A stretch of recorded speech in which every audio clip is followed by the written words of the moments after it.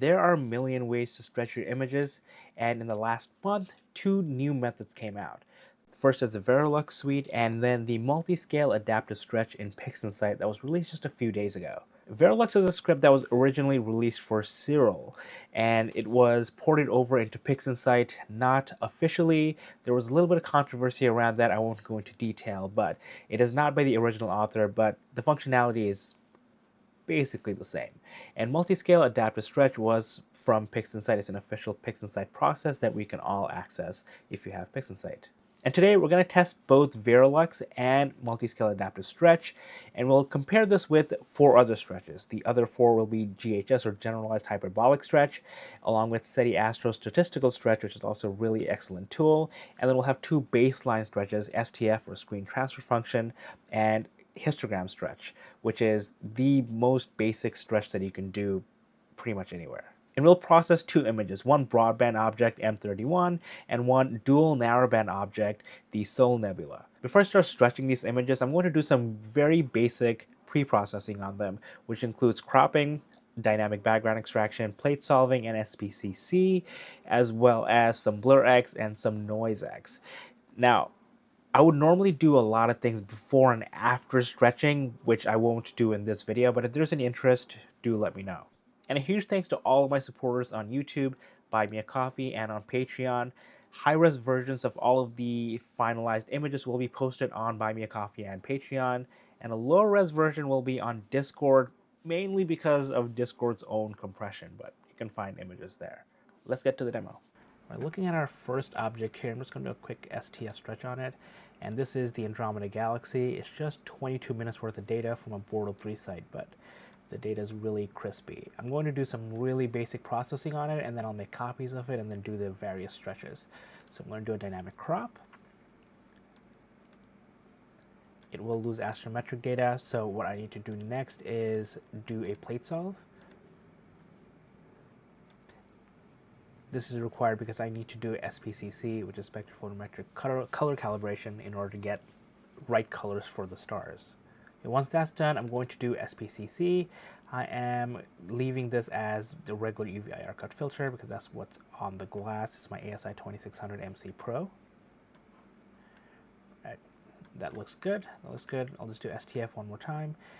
And I'm going to do a dynamic background extraction. I like doing just the edges, so this is just a preset that I have saved. Delete these to make sure I don't crop or take out any of the galaxy over there.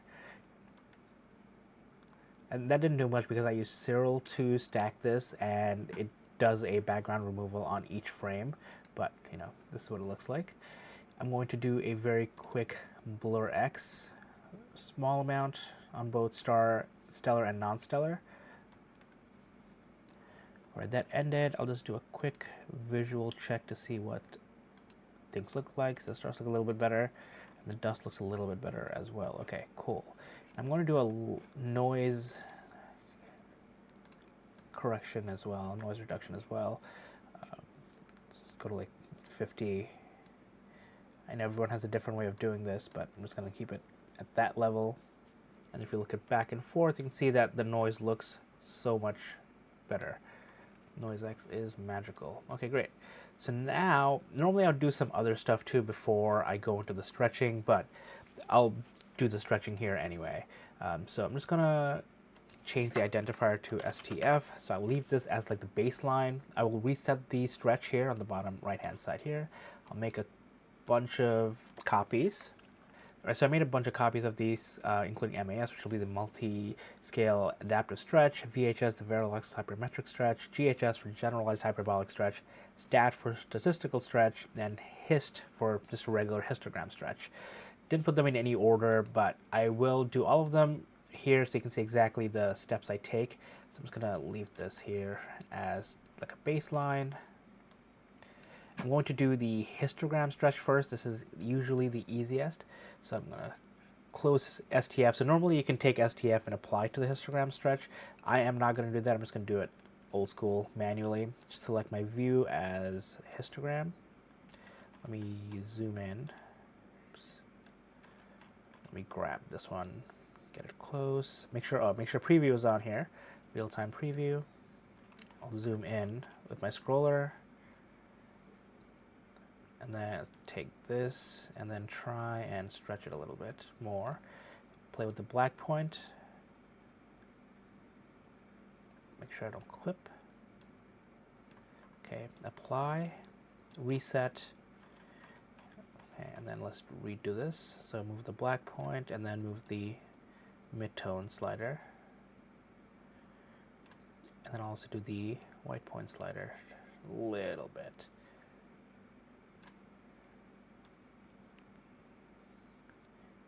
Again, I don't want to clip, but you know, it does look like I'm clipping a little bit here. You can see it. It's I don't know if it's easy to see on the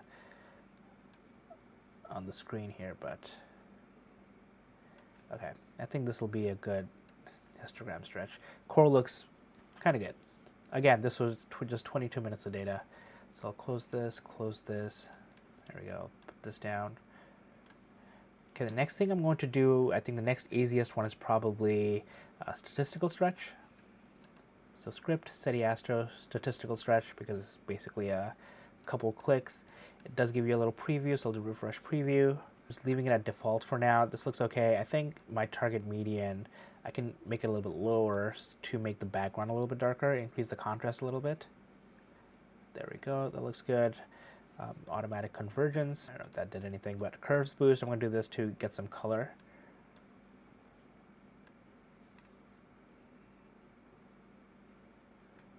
I don't think that does the color, it does a little bit of the brightness, right? And I think this looks actually pretty good. Yeah, there we go, that looks pretty good. Okay, so I'll execute. Close this, there we go, statistical stretch. It's a really nice initial stretch. Next I'll do is GHS, which is generalized hyperbolic stretch. This is usually my go-to. I've been using this one for a long time. And I have this here, but you can also find it under process, image transformations, and then you have generalized hyperbolic stretch, or all processes. Generalized hyperbolic stretch is there as well. Okay, so click on preview. I'm just going to click on a random black spot and click send to SP. Then I'm going to change the stretch factor. This is a slow stretch, so you should do this gradually. It will let us make sure the core doesn't get blown out. Click OK. Reset, change my transformation type to linear. I'm going to change the black point right there. All right, I think that's good. And usually I never stop at GHS here. I'll do curves adjustments and do the saturation as well, because we have some really nice star colors there. But we'll deal with that later. Next, I'm going to do the VeraLux hypermetric stretch, so that's going to be under script, VeraLux suite. This one doesn't have a preview, so it's a lot of just playing around with it. So my sensor profile is going to be the IMX571. Do an auto calculate log D. I'm going to try this. Okay. I'm going to turn off adaptive anchor because that always clips my data. I'll click on process stretch, see what that looks like, leaving everything else default. And there we go. So this is really, there's a lot of color noise here. So let me see if I can redo this. VeraLux. So switch back to IMX, auto calculate. So I'm going to change the strategy here to like negative. I'm also going to switch the target background to like 0.18. I can do this manually, not with the thing. Turn off adaptive anchor. Right, there we go. So, all right, so this is like V2, and I think this one looks better, cleaner than this one, right? Although this one gets out some more of the color, I feel like there's more color noise here. And I can do a curve adjustment on this later, and the core looks a lot better too. But let me know what you think. I'm just gonna leave this here on the side here, and I'll keep this as the one we'll compare with later. This one can go away too.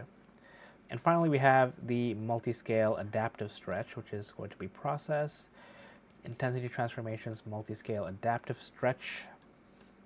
And this one has a preview, thankfully. Leaving everything at default, this actually looks pretty nice.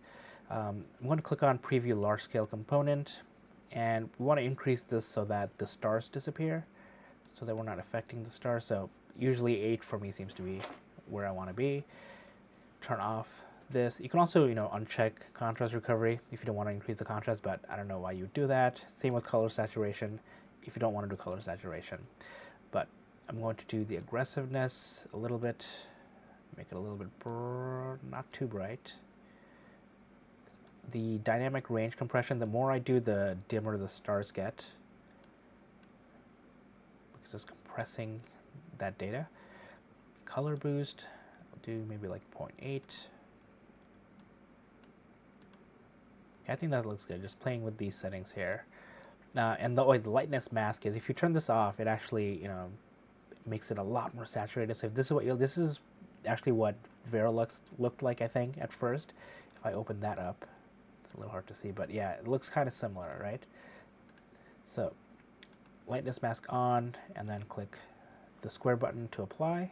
All right, you can close the preview, close this, and this is what we have. So let's put all these side by side and compare. All right, I have all 6 stretches here. It's all synchronized, so we can zoom in and look at it closer together. So we have STF on the top left, histogram stretch on the bottom left, MAS, VeraLux, statistical stretch, and GHS here.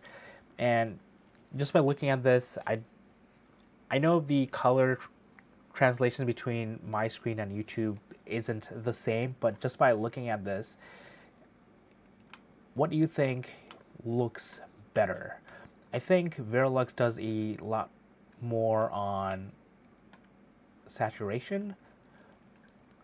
And again, I think I can edit every single one of these, except for STF, because STF would just apply to histogram, to look exactly the same if I were to process them, doing some curves on them, some selective color adjustments, some more contrast, some saturation. I can make them all look exactly the same. But from the get-go, I think the best initial stretch is probably the Multiscale Adaptive Stretch on broadband objects. I also do really still like the generalized hyperbolic stretch control it gives me over the sliders, especially the way to control the core here. I think the core on GHS looks probably the best, probably ties with VeraLux. But again, I think I have more color noise with VeraLux, but I love the contrast of GHS, and I think that's closely followed by MAS here. Histogram stretch also looks pretty nice, I should say so myself. And statistical stretch gives you a really nice initial stretch as well. So just by looking at this, let's quickly just zoom in and look through the areas. If you look at the dust lanes here, what looks good?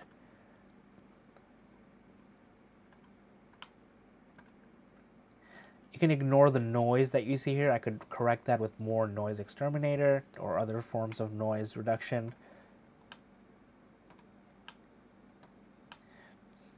And normally when I process, I would actually take the stars out, process the galaxy separately. But if you're like me and you have like 100 objects you need to process and you want to get through them really quickly, I feel like these one-click solutions like Statistical Stretch, MAS, and VeraLux are really helpful. Because with GHS, I love GHS, but I can spend like 25 minutes just trying to make things perfect. And even just spending like 5 minutes on this, I think the dust lanes probably look a little bit better on GHS, like especially like around here compared to the others. You can see the contrast here. Yeah, so you let me know what you think. And let's go to a narrowband object next. Alright, next up we have the Sol Nebula, which was shot with a dual narrowband filter, the ASI 2600 MC Pro with the SV220 a couple months ago. And this is a couple of panels. So I'm going to process this. So I'll mention that my normal dual narrowband workflow is usually different from what I'm going to show you today. I'll usually split out the HA and O3, process them separately, and then combine them in 4x. But for demo purposes, I'm just going to keep it as is. I'll run SPCC, treating it like a normal object. We'll not do DB extract, and then we'll just do stretch on these without removing the stars. Okay, so let's going to do a dynamic crop here. It's a little bit more complex. And while I do this, I'll say that this is one of the objects, or this is the February object on my 2026 Astrophotography calendar that you can get for free.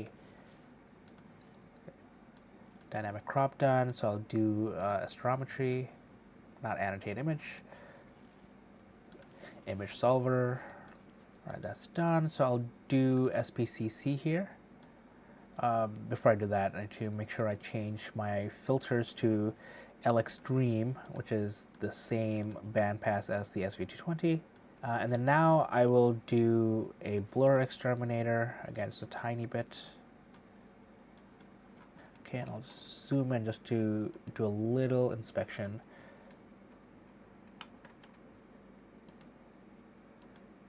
Okay, that looks good. I'll do a noise exterminator. This time I'm just going to keep it at the default low frequency and high frequency separation. There we go. Going back and forth. Yeah, noise X is like magic. Okay, so now, this is like, I'm already like way past what I would normally do with this kind of setup. So I'm going to now make copies of this and stretch them like we did last time. So STF. Okay, made all the copies. So the first one is STF. So I'm just going to put that on the side for later.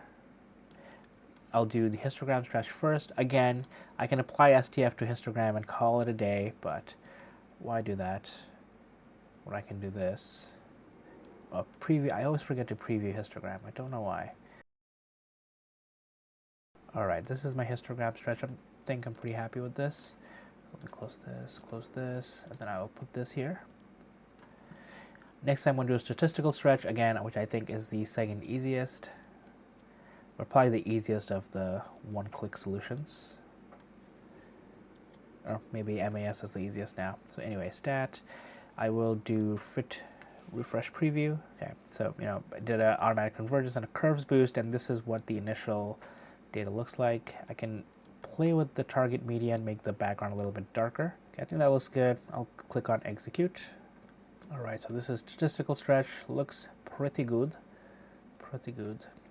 Okay, next I'll do GHS, which is a slow stretch, and it takes me a while to do. So intensity transformations, generalized hyperbolic stretch, preview. Send us something to SP for now. Let's stretch this. All right, I think this looks good for GHS. You can see that the background is pretty green, but I could fix that in post-processing if I choose to, which I'm not going to do here. And then next we have VHS. It's going to be scripts, VeraLux suite, 2600. I'll turn off adaptive anchor. If I process, auto calc D. Okay, let's process stretch. Let's see what that's going to look like, just default settings. That's not too bad. And then I think I'll leave this, right? So we can play with the saturation later if we need to. Alrighty then, this is the original VHS. And last but not least, we're going to do multiscale adaptive. Not that, it's going to be intensity transformations, multiscale adaptive stretch. It saved my settings from last time. So if I click on preview large targets and go back down to 7, yep, if I do 7, stars appear. I think that looks good. If I increase the target background, makes it a little bit brighter. And then just to see what it looks like without a lightness mask. Yeah, much more colorful. Okay, now click OK.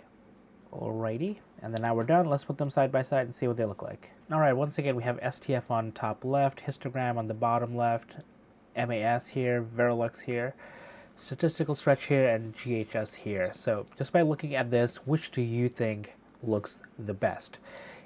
Let's quickly take a look. Let's zoom in. Of course, STF is just a basic stretch. Histogram isn't too far off, but I think it does look a little bit better, especially with the stars. And if we look at like the star saturation here, I think VeraLux still saturates it the most. I'm sure I could control that. Multiscale adaptive stretch would have saturated this a lot more if I didn't decrease the saturation level. But otherwise, again, like I said, I can process these to make them look pretty much the same. The only thing is I would have to turn down the saturation on VeraLux, but in this case, I think MAS gives the best contrast just because of probably the contrast retrieval setting that we have. The little dark nebula here. I think MAS looks the best, but I also like the way GHS and statistical stretch looks. VeraLux just you know, we saw that it worked really well for broadband objects, but maybe it's not for narrowband objects as much. And again, I processed all of these without removing the stars just to see what it looks like. Normally with at least narrowband objects and even most broadband objects, I'll remove the stars, process the nebula, and then screen the stars back in. Which of those stretches do you like best for your images? If you've tried out any of these, I would love to hear from you. And if you haven't, let me know what you're looking forward to using. Personally, I really like how the multiscale adaptive stretch process does work with both broadband and narrowband objects. I was truly impressed. VeraLux also does a really nice job on broadband objects, but it struggles a little bit with narrowband objects. Now, the serial version of this does have a preview screen, so you can look at all the changes you're making as you're making them. So whenever that gets ported over into PixInsight, it'll be a little bit better, but right now, lack of preview makes it a little bit harder to use. And multiscale adaptive stretch is just easy and fast. I personally like generalized hyperbolic stretch, and I can spend 15, 20, 30 minutes just stacking or stretching an image. And I think MAS can help me save a lot of time. I have a huge backlog of images that I need to stack and process, and I think I can use MAS to quickly go through them, and I'm planning on testing those out. And I'm sure as people use this tool and give feedback to PixInsight that it'll get even better. But so far, I think they've done a really nice job with it. I'd love to hear from you. Let me know what your favorite is. If you've tried any of them, give me your thoughts. If you have any questions, do let me know in the comments below. Until next time, clear skies.